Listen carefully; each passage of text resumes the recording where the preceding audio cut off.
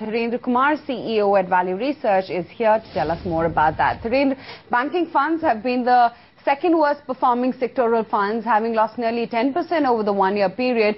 Would you recommend investors to get into banking funds at this point when the bank margins are getting squeezed and NPAs are mounting? No, anyway, irrespective of, NPAs are mounting or banking is in favor or out of favor, I would say that most investors can do without banking funds simply because if you own equity funds, then they will be overweight or reasonably, weighting to the banking, you'll have that exposure anyway. That's one. That apart, adding something more and something like a banking fund is taking a deliberate overexposure. That apart, the outlook also looks grim. If we are in for bad times and going by, the macro numbers which we see, I don't think there is any reason why one should be optimistic about being in banking. Okay, Dhirendra, the best performing banking sector fund in the one-year period is ICICI Pru Banking and Fin Services Fund. What is it that this fund has done right, and would you recommend this one to investors?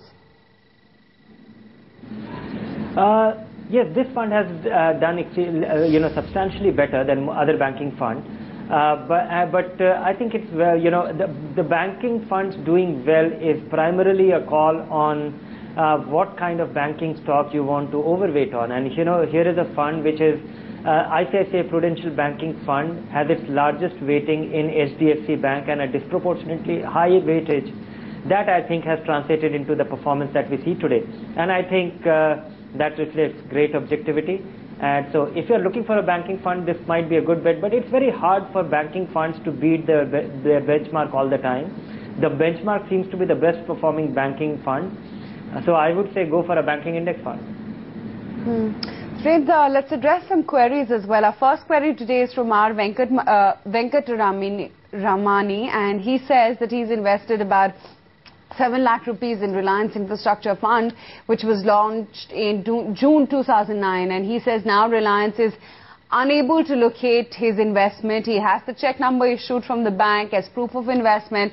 What is the quickest way that he can locate his investment? And he wants you to help out with that.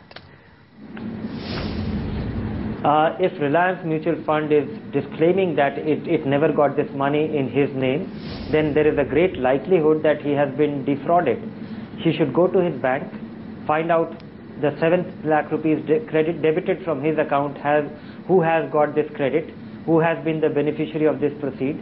Either it has to be Reliance Mutual Fund, in which case he has to go back to the mutual fund, or if that is not the case, then he should just walk into the police station.